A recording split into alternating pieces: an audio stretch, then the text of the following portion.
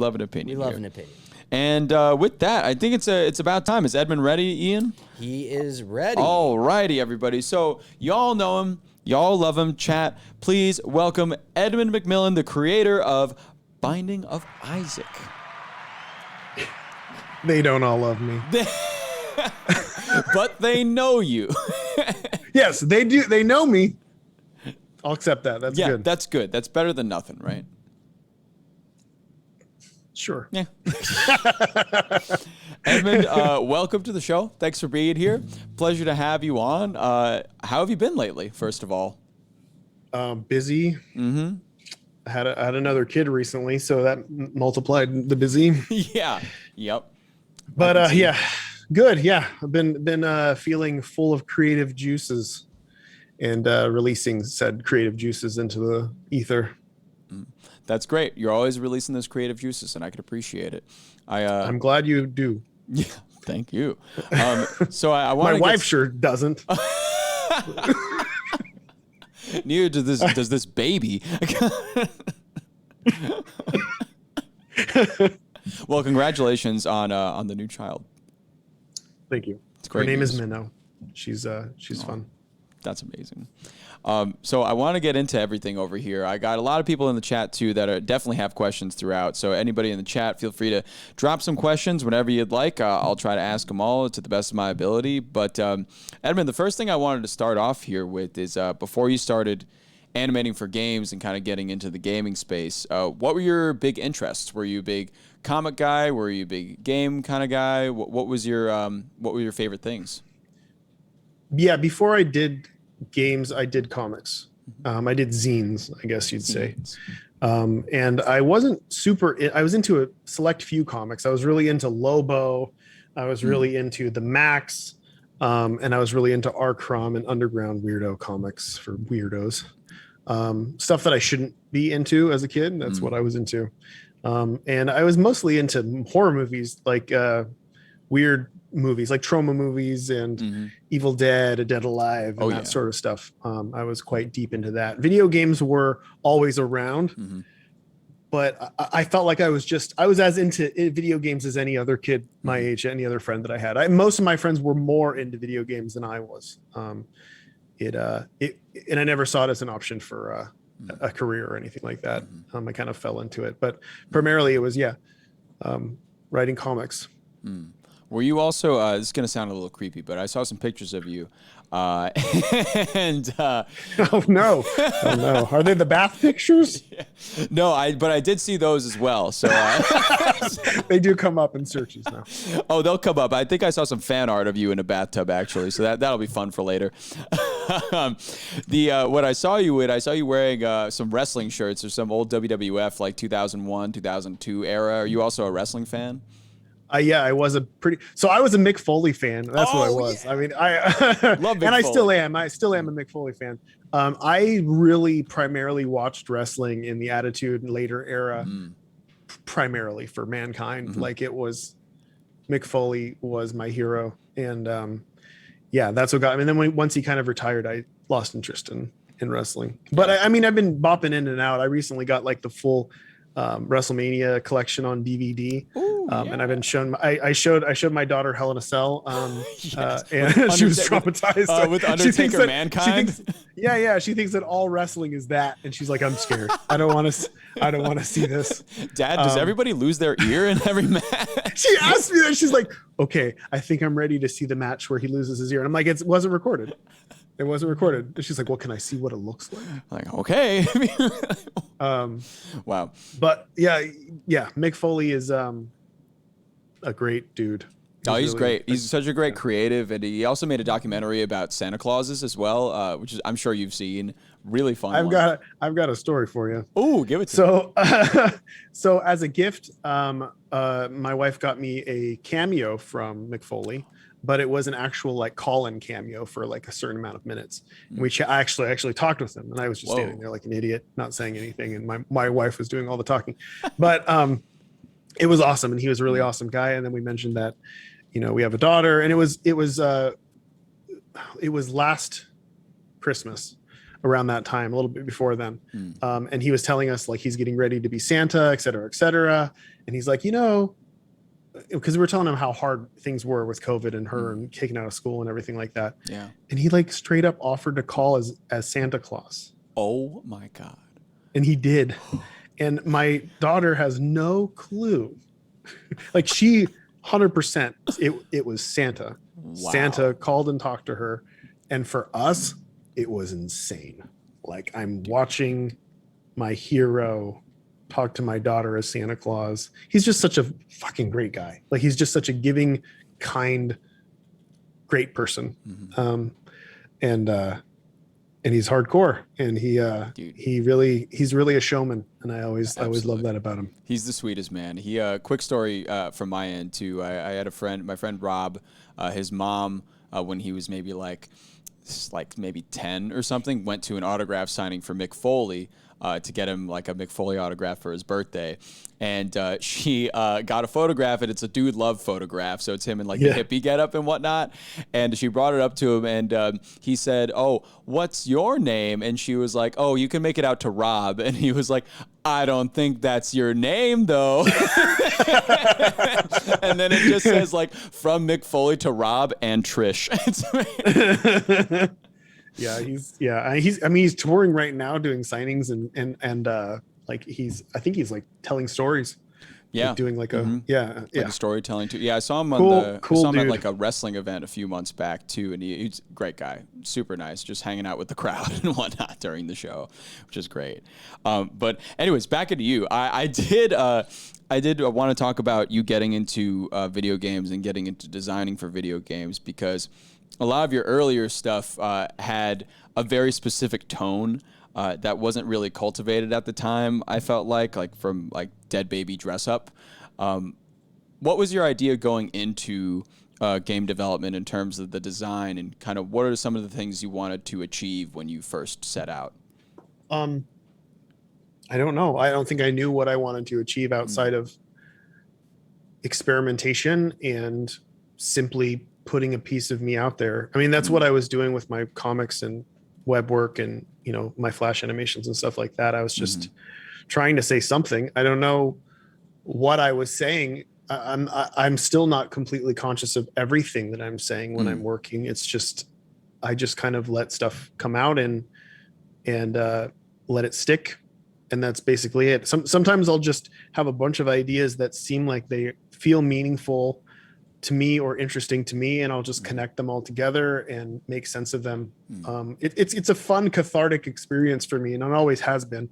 One of the reasons why I create anything is usually to figure something out about myself that I can't logically put together in my mind, like how I feel about something. It's like writing a song or something, and then like kind of looking at it abstractly and figuring out exactly what I was going through or experiencing at the time. Like back in the day, even like the Dead Baby Dress Up stuff, it's like, I think I was a very frustrated and angry kid, and I felt like life was meaningless, and growing up the way I did and everything else like that, I was quite angsty and angry. And I think it kind of showed. And as time passed, I think things changed. And as I learned and grew, I experimented with different stories and themes, and I just try to stay honest and true to what I do and not compromise.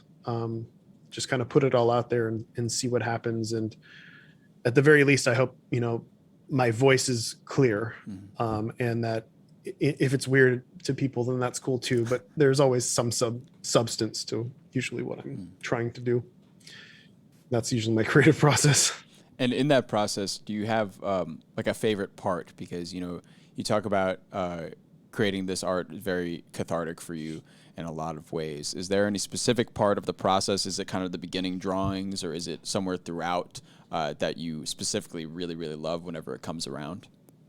Well, I learned early. So I've made like if you count all my Flash games, I've made like 40 something games over my career, like 20 years. And over that amount of time, I think I learned really quickly that it's important to approach the design process in the same way you would approach a game, or how a game kind of unfolds to a person. Like I don't over design. I throw little pieces out there that make sense, connect them. I make sure that the actual game design is cohesive, makes sense, and is fun. And then I expand upon general core foundational ideas, and I keep building upon those things until I have this fleshed out experience. I design it in a way where I don't get bored. It's important to not get bored when you're working on a project for 4 years. So I try to design it in an open-ended environment, almost like somebody who's improving, right? Comedy or whatever else. I leave enough holes there and I don't overthink it. So it surprises me and inspires me to fill in those holes as I go.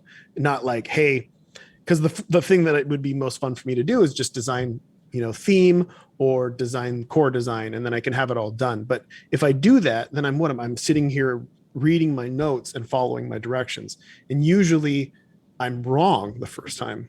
And you can't have that organic experience where you're like going through that threw me when I started to hear Moz spewing things at me. But yeah, it's I think it's important for me not to relish in the things I enjoy the most out of game design, because then I eat my dessert first, and then I'm not hungry, and I don't want to continue to work on it. But I would say, yeah, the whole experience, when seeing things come together and seeing all the pieces that are fully fleshed out start talking to one another, and then I start fluffing it and I start bleeding in themes that make sense to the project. That's when it feels magical. It feels alive. It feels like a living project. And I feel like that's usually a sweet spot midway or even at the end of development, where things are like, oh, like it all makes sense now. And this is what the game is. And I'm going through right now with Neogenics. I'm working on a project right now that I'm 2 years into and have about 2 years to go. And it's in that sweet spot where it feels amazing, and it feels like I want to dive in and I want to start like going crazy and over designing things and figuring every little thing out. But I know how important it is to just relax and stay in the moment and work on it brick by brick and build it and build it and build it. And then not just try to over design and be like, okay, this is how the story is going to end. Mm-hmm. These are going to be the final bosses. This is how it's going to go. Like certain things, you have a rough idea of how you plan them. But I feel like with me, if I over design, I will not have an organic, cool, artistic, and free experience. As in the past, when I've tried to do that, it usually ends. It feels forced, and it feels more like a mainstream game in a way. Like the choices seem so deliberate and formulaic that they are formulas on paper that I'm following directions that I've made for myself. And I want to be able to allow the game to create itself. And when you're kind of in that strange space, ethereal, creative space, things start to feel great. And the game starts to feel magical because it starts to feel alive. And that, I think, is my favorite part, even though it's not really a part. It's just kind of an ongoing experience. But yeah, I don't like releasing. I hate that. Yeah, you like the work. You like the emotion on it. I like sometimes, you get married to a project, and it's so comfortable to be in it, and you want to make it as good as you can, and you want to keep going and going and going. And what you do is you release what you have, and then you build expansions for 10 years. That's what I did. Yeah, exactly. Yeah, many different expansions, many different iterations. And it's like it's changed all along the way. And I think that's like a really important thing to hit on, because I feel like having this IP, the one we're seeing right now, for 10 years, for so long, coming from like a Flash game in 2011, when would you think was the biggest transition for this game? Would you associate it with going from Flash to console, or would you associate it from your latest expansion and kind of rework? I mean, it's like ever surprising and ever like the first big one. So when the Flash game came out, it wasn't a huge hit. And the reviews weren't great. A lot of people didn't get it. There wasn't much like it. This was at a point in time where like the original prototype for Spelunky, like the game maker version of Spelunky, was an obscure game. And what other games, like in roguelikes in general, like old school roguelikes, were not at all, they were very niche. So nothing was really like it. And people didn't know how to judge it. And people didn't, just the idea of replaying a game like this, almost like an arcade game, was so unfamiliar to people, and it kind of rubbed people the wrong way, I think. But over time, I think over about 6 months, by the time we had done an expansion for it, it started to explode, and it started to really explode with people streaming it. I think streaming it and showing streamers showing how the game can be played and how streamable it was, since every single game you were going to play was going to be so different, was a big turning point. And I could say, like, so right after the first expansion, Wrath of the Lamb, was a big one. And then when it came to console, that was huge. I mean, it sold like crazy. And it was on all consoles. Like, Nicholas released it on every console, including handhelds at the time. So it went from this obscure weirdo game that had a good amount of success on Steam to a more well-oiled, tuned version of the same game on all the consoles. So that was another big one. And then I would say that the recent expansion kind of breathed new life into it, which was really cool to be able to work with Vin, who is a ultra super mega fan of the game and knows the game inside out better than almost anybody that has ever worked on it. And being able to work with him, expanding it and adding his ideas into it, was just cool, because I mean, his ideas are also the ideas of the mod community and of the fans. So it became this big kind of fanfare thing. And that was something I had to kind of let go of as well. There was a point in time where I think after the first expansion for console and everything else, I started to realize that this wasn't my game anymore. It was very much almost this legend. Like, it was everybody else's game, and people have their own interpretations, and people play a certain way. And there were just so many different communities that are so creative that were into it. And I think at that point I kind of realized that, and I decided to go into the design in a way that satisfied my creative, satisfied me creatively, but also was total fanfare. And I wanted to listen to the fans, and I wanted to see what they wanted, but not in a way where I'm giving them exactly what they ask for, but roughly what they want. Because you can never appeal to every single person. But I think for the most part, if you get them to believe in what you're doing and show them, like, okay, I know this game, and you trust me with it, so let's try this. And it's kind of where we're at today. Like, it's more everybody else's game than it is mine. And I think the final expansion was a great bookend, and I'm super happy with it.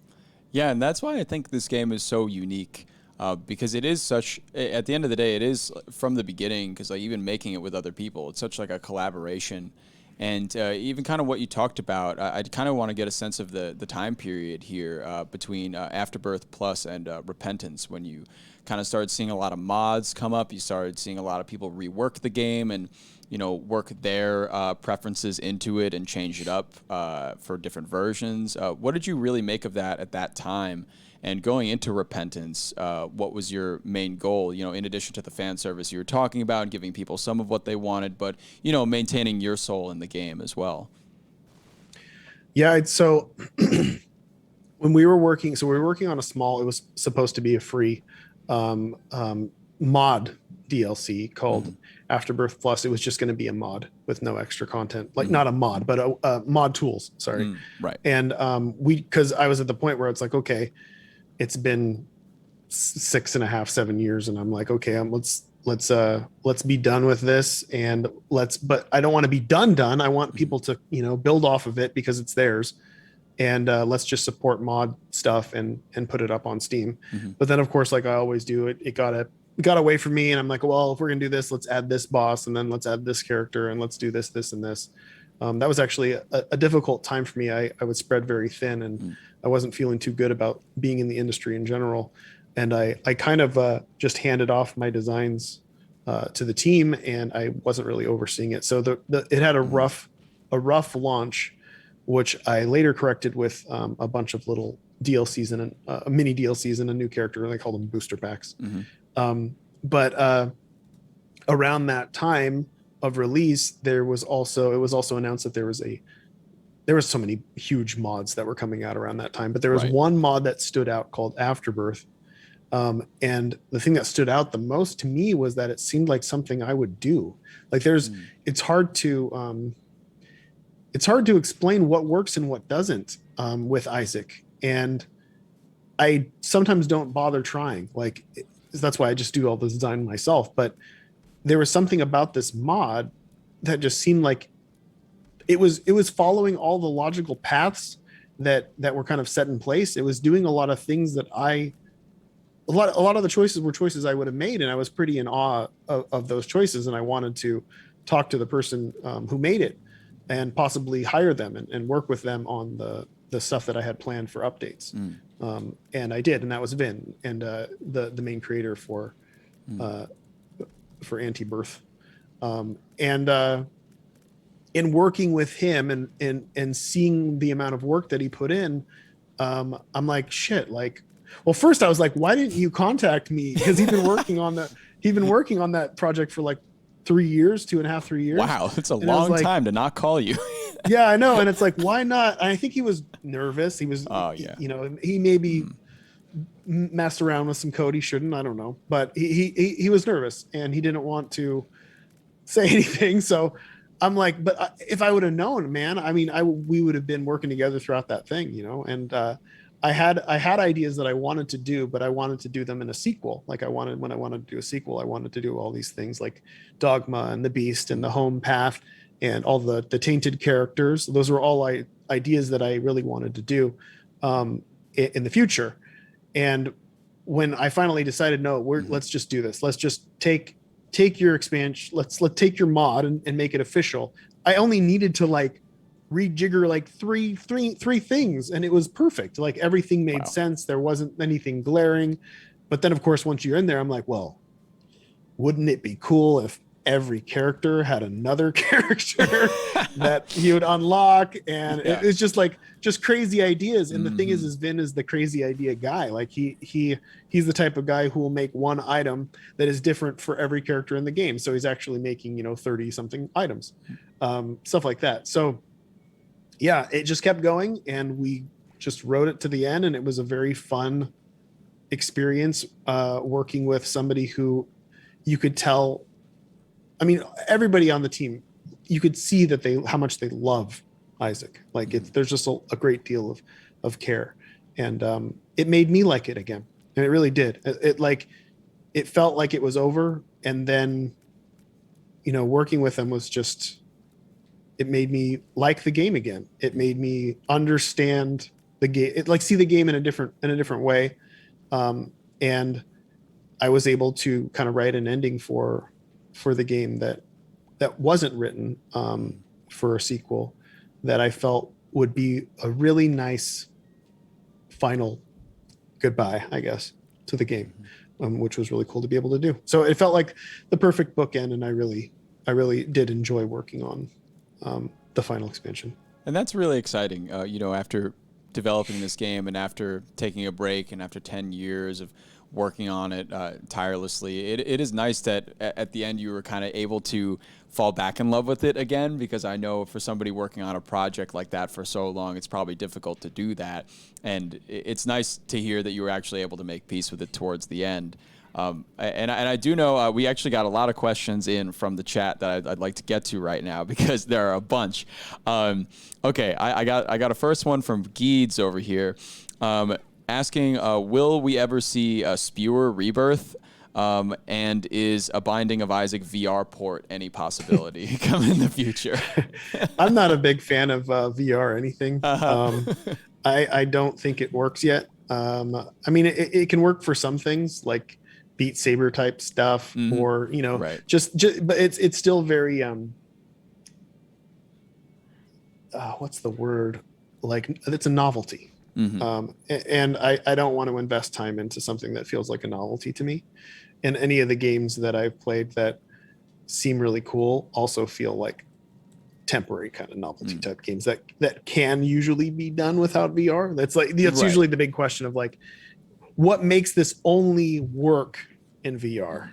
If I was working on a game, it wouldn't be reworking Isaac for VR because that doesn't make any sense to me. Right. Like I would have to come up with a design for VR that could only be done on VR in the same way that like when Nintendo did the whole Wiimote thing, Wii Sports was the perfect app. They understood what they were doing and they made a game that could only be used like that. And that's what made it fun. Right. Sadly, nobody else really did anything else with that. But I feel the kind of same way with VR where it feels like there's not enough there and maybe there's not enough unique designs for it. It's also so expensive. So yeah, it's a hard sell. But Spewer, that Spewer is a Flash game that I made a long time ago. And it's cool. It could easily be remade. But it's not on my top list of things I want to do. So it's like Mugenics is for the next 2 years.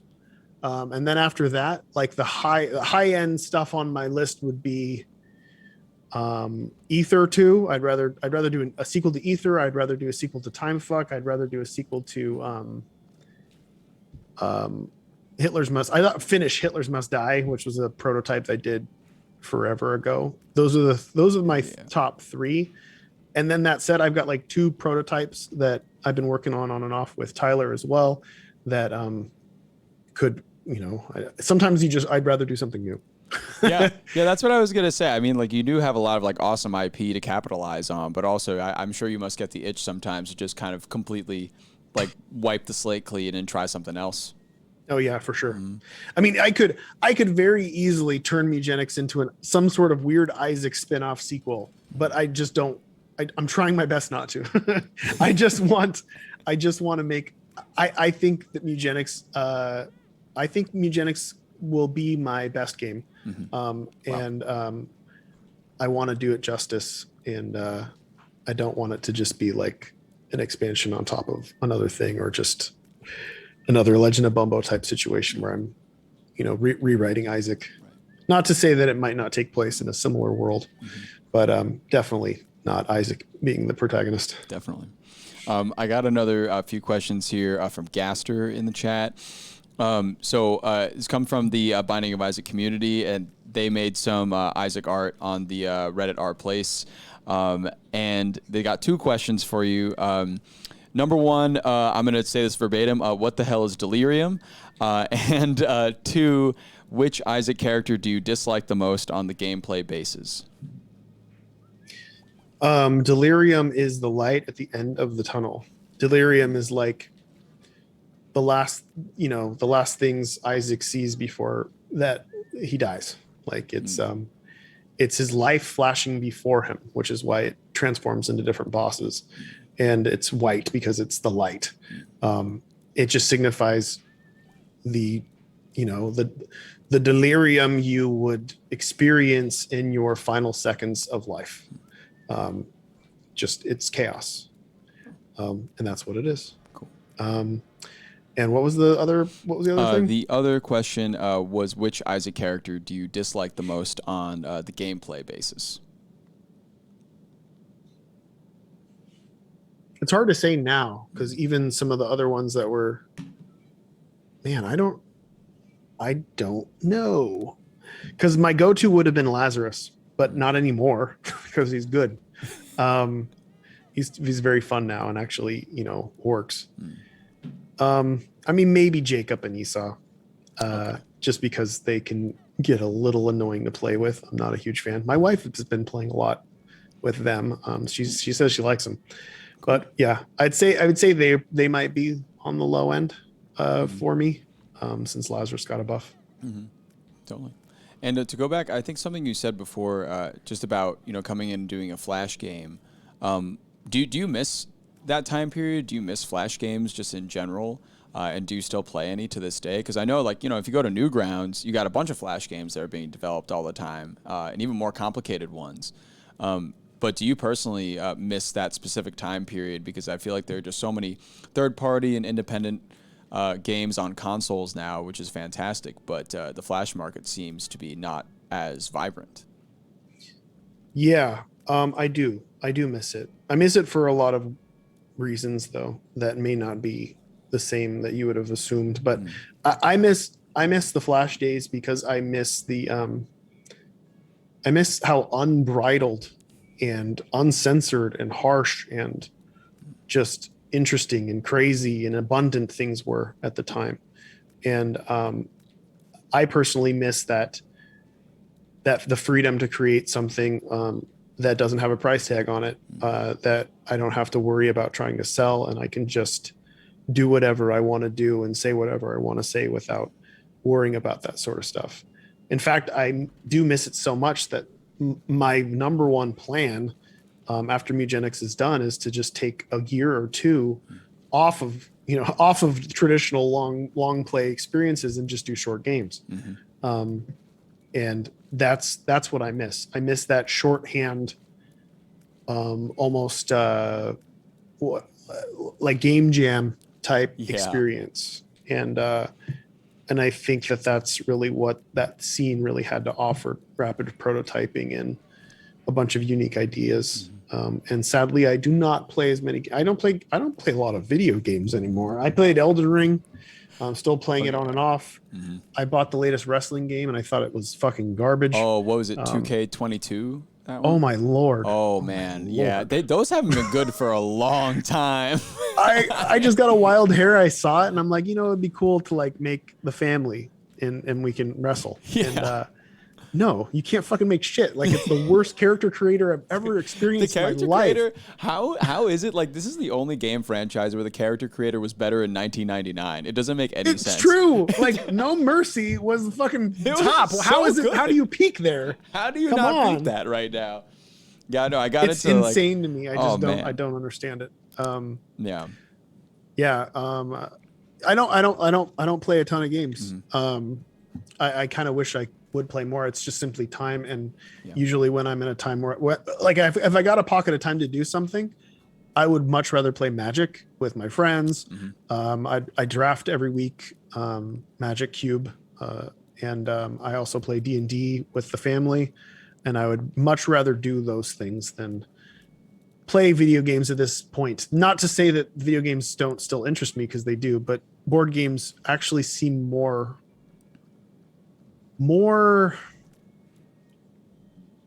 interesting currently. I feel like people are doing more interesting things with board games and social play in real life than a lot of people are doing in video games. Yeah, no, that so I mean that's kind of where I'm at right now. That's a valid point. Like I've never been like an online gamer myself personally. I'm more of like an in-person like co-op if we're gonna like meet up or something, like couch co-op. Especially for tabletop games, I think, of course, like Four Souls, like the tabletop game that you made. You mentioned you're a big Magic the Gathering fan. That makes a lot of sense looking at this game. It should, yes. So what was developing that tabletop game and developing cards like? Did you have to do all the art for the cards yourself? I didn't do the art. I didn't actually do any of the art. I actually hired a whole small team of Super Isaac fans that are phenomenal to do all that art, which was very fun. They're just better than me. It's gotten to that point where there are so many, and I refer to them as kids, but they're all almost 30 now. And but I've known them for 10 to 15 years, right? And they approached me as kids.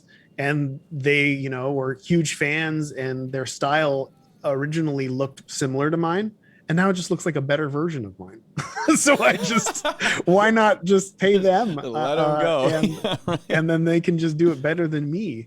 I did do all the original art for Tapeworm, but then I had a Crystal come through and redo it. That's just because his art's better. I don't know. It's just better.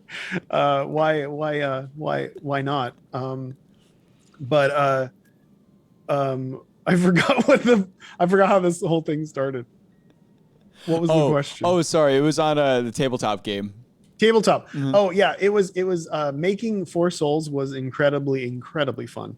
Um, I love the programmers that I work with. Um, I love them. But the thing is being able to work without a programmer by myself is really Yeah. fun too. Yeah. And just being able to like prototype a game with a small group of people, and like literally the first 5 or 6 play sessions of Four Souls looked like this. It's like, let's play with this rule, and then we play and see how it is. Okay, let's now play with this rule, and then we just kept tweaking it and just kind of unanimously, being like, oh, this is better, this is better. And then the whole time, like a lot of the times I wouldn't even play, I would just sit there and watch people, because I want to see the emotion in there's a few like key points when I see it and I'm like, yes, this is good. There's an aha moment where they realize, oh, these items combo and I can do this with it. So that's a cool thing that I always look out for. And then there's the I hate this person moment. Like suddenly your best friend, you fucking hate them because how could they do that to you? How could they betray you? Or how could they do this thing that would screw everybody else up? There's that moment. And then there's the cooperative moment of like, you know what? This person is last and I'm going to help them out and we're going to team up. There's a lot of cool social interplay that I think is really neat. Cool. And I was looking for a lot of that and I'm trying to complement that as I design. And it's not something you can easily or quickly do at all with a video game. It's just hard. It takes a long time, and even play sessions take a long time. Like we're testing Mugenics right now, and one run play test takes about an hour and a half. Wow. And it's like then you have to stop and go back and okay, see you next week so we can fix up these issues, and then we can go get in testing again. And with Four Souls, it was just a bunch of pieces of paper that I changed the numbers on, and that was it. And I could literally prototype with my wife, like everybody's gone. Okay, can you help me with this? Roll some dice, see how this feels. And it was cool. So it was cool to be able to make a game with my friends. It was cool to be able to make a game with my wife. It was cool to be able to rapidly prototype and fix things. And it was cool to make a game that was in reality where you could see other people. Because people were like, why didn't you do this digitally? And they eventually, modders put it on tabletop sim, which is fine. Yeah. But I stuck to my guns and I was like, I'm not going to, because the whole point is to play this in person. Like that's the experience. And a lot of it was kind of taken from, playing Commander and stuff like that, playing Magic and knowing how a lot of those interactions went down and what was fun and what wasn't. Yeah. And I got some more questions in the chat for you. Kind of on outside projects, kind of like this tabletop game, not necessarily an outside project, but something that's outside of developing and outside of creating animations for games. Have you ever thought about getting back into comics from Sean Witches? That's a question. Or experimenting in some media that you haven't exactly experimented in yet? Yes. Every once in a while, like 9 years ago, to promote the initial prototype of Mugenics way back in the day, I actually did do a full-fledged activity comic, which I really enjoyed. And so, yeah, if it strikes my fancy, I could see myself diving back in. There are some stories and stuff that I felt like wouldn't work well in a video game and would work better in a comic graphic novel form.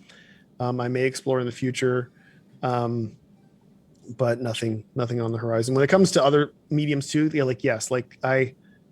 it would be cool to jump into, TV show type territory, but that would take a lot of my brain. It would take me shutting off my game design brain and doubling down on a whole different medium. But it could be cool, but I don't foresee it happening anytime soon.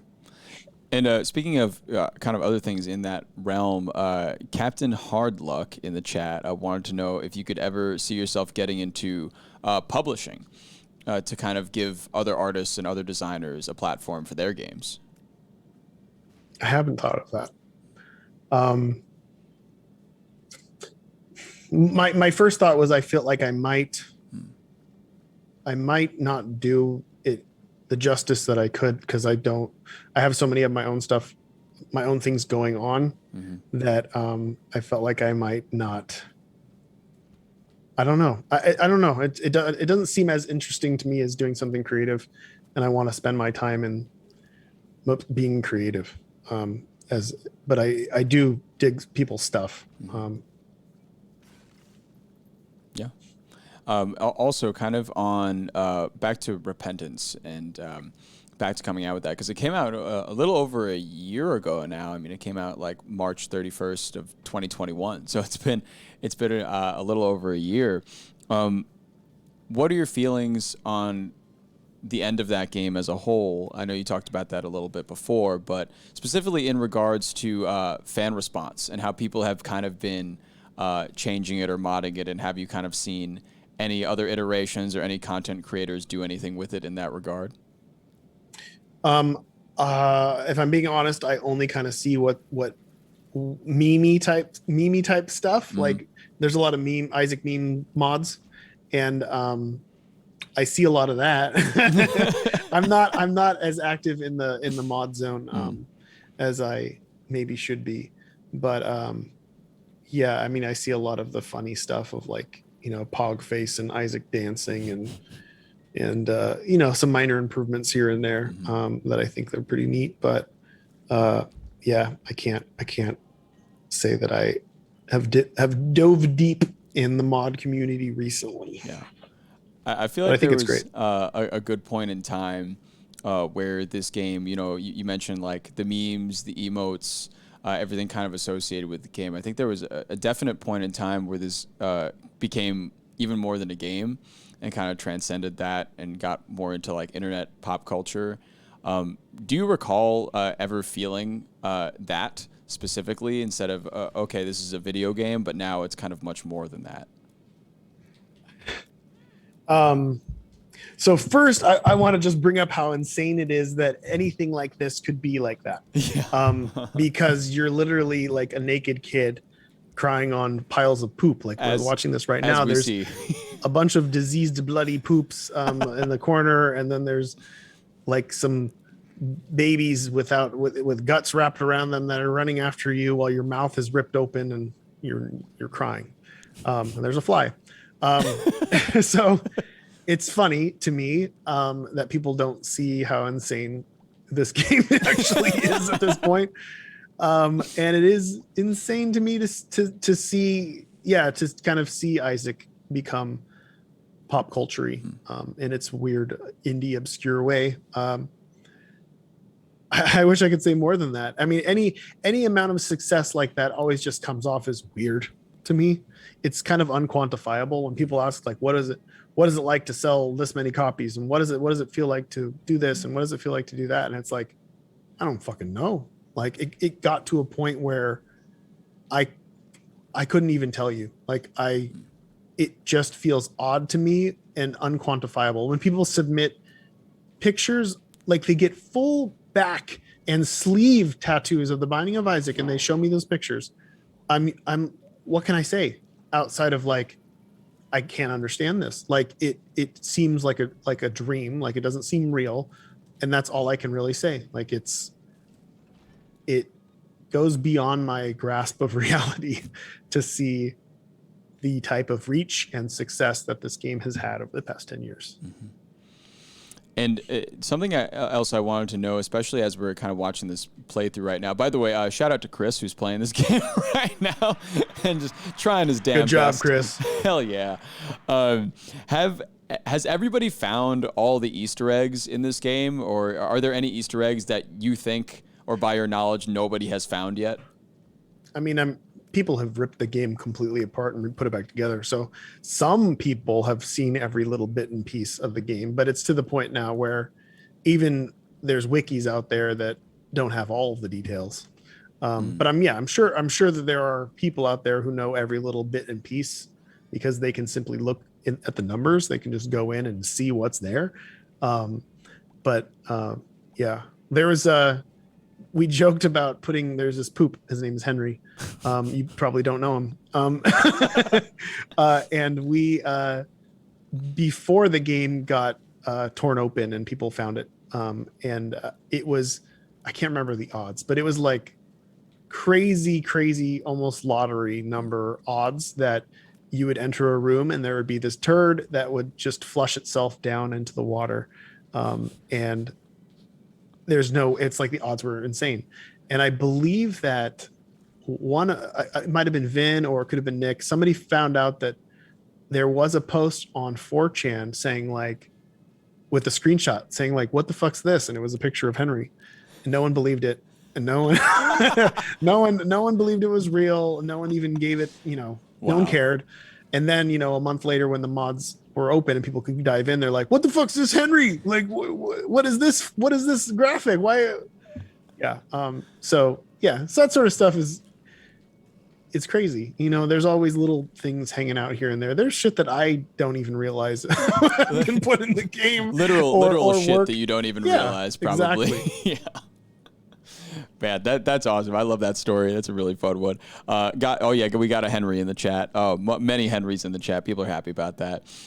Also, I did want to take this time to show you some of the fan art that we received because we did get quite a bit in.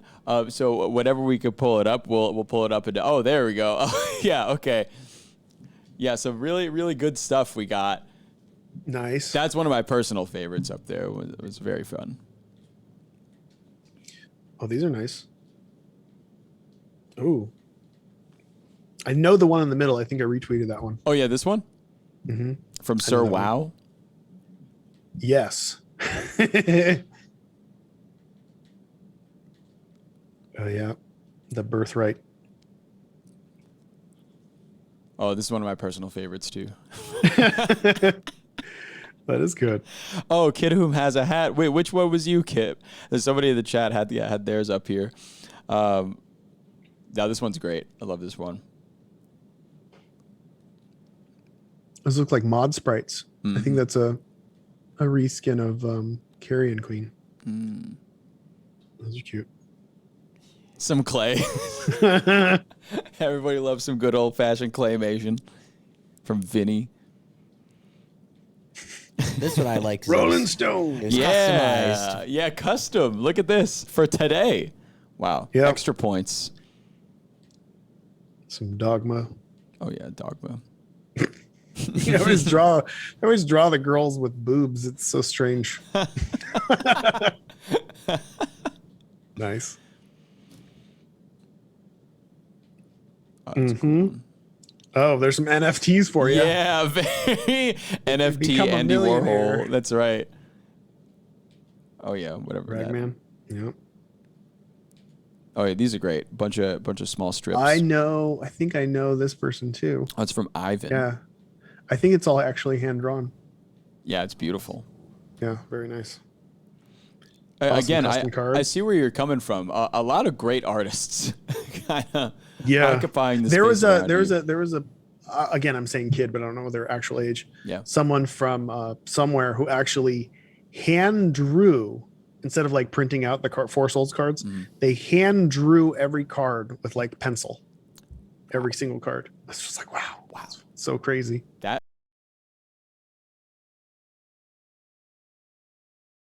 I think they're so fun. Yeah. All the heads there. Interesting.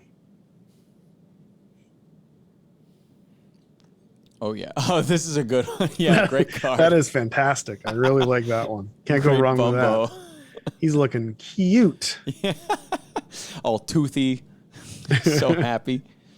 Oh, I know this. This is the waifu of Isaac. Yes, this is from Mitochondria, who's in the chat right now, actually. I think he made, how many did he did like a whole year or something of these. There's like a tremendous amount. And then we got to give you a very depressing one before we give it the really happy ending. Ooh. On this one. there's my choice for the winner. Yeah. Big Looking time good. winner. Big time winner over there. Yeah, so that's just some of the art we had for you. But also, before you go, some really important. I mean, we're obviously going to pick some people to give a month the subscription to for the unboxing of Isaac. But can you talk a little bit about that idea and that subscription service and kind of what you get, the shirt, the everything? We're doing a year-long subscription monthly box. Not blind. We will show you the contents of the box every new month. We've spoiled 4 or 5 shirts already. Each box will include a really cool, high-quality T-shirt, which I have right here, and I'm throwing things. So the quality of the shirts. Oh yes, so you can attest that it's really soft. It's good. Like it's not a cheap shirt. No, like this is a very, very nice, high-quality shirt. Feels very good on the skin. Yeah. It's my number one choice for shirts that I actually wear, which is why we went with that. And then I've also got here's the Dogma sticker, which is like staticky, holographic, shiny goodness. Oh, yeah. Each box will come with that. That box will come with that. And then there's going to be 3 Dogma themed 4 Souls cards that are promo cards that are exclusive to each box that will be in there. And then there's a bonus item. And this month's bonus item is actually, or it's going to be next month. It's Mother's Day. It's going to be Mom's Ring, which is another promo item that for 4 Souls that we're putting in as well. So that's the first box, the Dogma box. Hell yeah! And there will be 12. If you subscribe, you save $5 each box, and you also get sent a 13th box, which I will actually draw, but I have not figured out exactly what I'm going to do yet, so I don't know. But it'll be a hand-drawn, me-themed box. And what else? Or you can just buy the month to month. You pay $5 more, but you can just buy the shirt. I think it's $35 for each box if you buy them separately, or 30. And then we're working on a way for you to buy in bulk, so you can save on the monthly shipping and just have them shipped out at one time, and it would save you a pretty penny. Yeah. But yeah, the shirts are fantastic. They're all from either people that are artists that are super iconic in the Isaac community, or artists that are just super iconic. Alex Pardee is doing a shirt. Tom Bunk, who is the major legendary Garbage Pail Kid artist, also works for Mad Magazine, one of my favorites and a hero of mine. He's also going to be doing a shirt. And there's a lot of fun surprises to come. That's awesome to hear. And it's the unboxing of Isaac.com. I will keep forgetting that there's a URL for this thing. Yes, important. We can drop that in the chat too for everybody. Isaac, the unboxing of Isaac.com. And yeah, for anybody that hasn't gotten to ask a question yet, feel free to throw them in at this point since we're winding down. But I got a few more things to ask. I definitely want to know from here, because of this box is such a cool idea. I want to just know who came up with the idea. Was it of your thinking, or was it somebody else?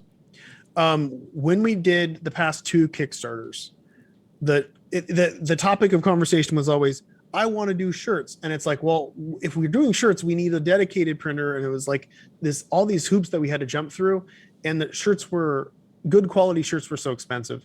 And it was like, well, how can we do this? I want to do this. And we would always throw in a few shirts that had cool designs and stuff on each Kickstarter. But I really wanted to do a dedicated shirt line. And that's how it started. It was like, I want to do a bold, high quality, iconic series of shirts that if you're wearing them and if people run into you on the street, they see this Dogma shirt. If they don't know Isaac, it's still a fucking really cool looking shirt. It's a rad shirt. See, that's my thing too. The design is just fantastic as it is. And if they happen to know what this is, then it's way cooler. So it's like, and that's the goal for every single shirt. It's like, it's cool stuff. And there's like a 70s shirt, an 80s shirt, and a 90s shirt. And I think people will really dig it. And that was the basic idea. And then it was kind of like, okay, these shirts are going to ship out and they're going to be $30. Like, well, what can we put in that will sweeten the deal? Like, what can we add more to this that wouldn't put us in the hole? And it was like, okay, well, we can do stickers and we can do cards. We'll just do a bunch of exclusive cards. We'll pack it full of as many cards as we can in that amount of time. So it was fun to design. I got the shirts first, and then I designed the cards around the themes of the shirts. And there's a few little surprises here and there. There's going to be a few wild card additions to the boxes as they go. We're still working out the details, though. Heck yeah. I asked for some fan questions, and we got a bunch more. If you want to do these rapid fire, we can do them real quick. I can try. All right. Do you have a favorite character? Period. Just in the work in everything. I guess they mean in Isaac, but okay, because okay. I'm guessing. One of my favorite characters is Lobo. It's Lobo. not in Isaac. Cool. I really like the unbridled house, just stupid action hero that can't die. I really love Lobo. Yes. In Isaac, my favorite character in Isaac. I'm going to include bosses and say that the Duke of Flies is easily my favorite design. It's my oldest design. I think I designed the Duke of Flies right after I made Gish, which was like 2003. And I love the design so much I wanted to put it in some game, but it never fit in the games I was working on.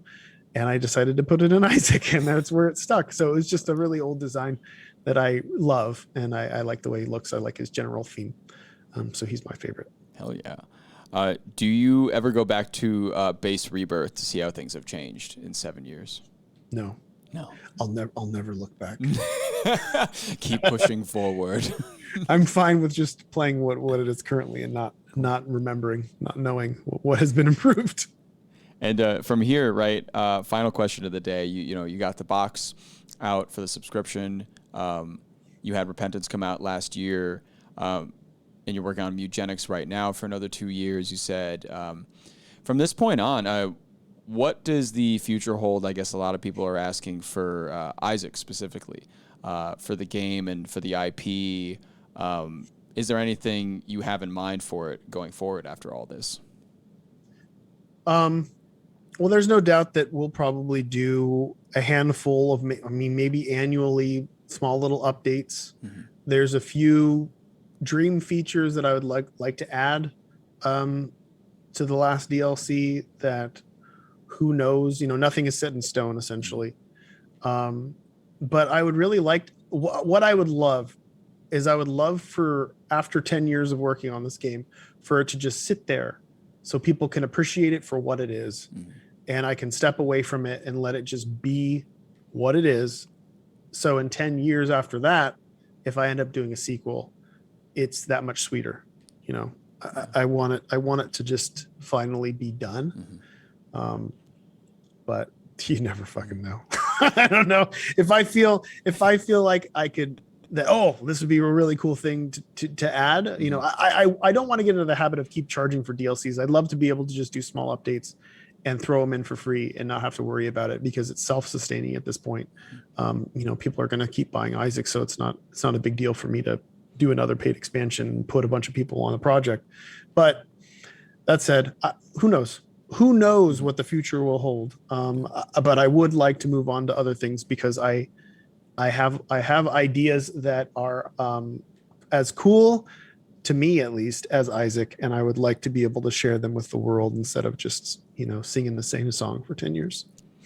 Fantastic. And Edmund, I wanted to thank you so much for being part of this today, for hanging out with me, for hanging out with chat. Thanks for answering all of their questions, all of my questions. Such a pleasure to have you. The hour flew by. Would love to have you back sometime. I'm always here. I would love to come back. And keep McFoley in your heart for me. I will. He can't leave. He will never leave. He will never leave. It's always Christmas in here. Thanks again, Ed. We appreciate you, and hope to see you again real soon. Thanks for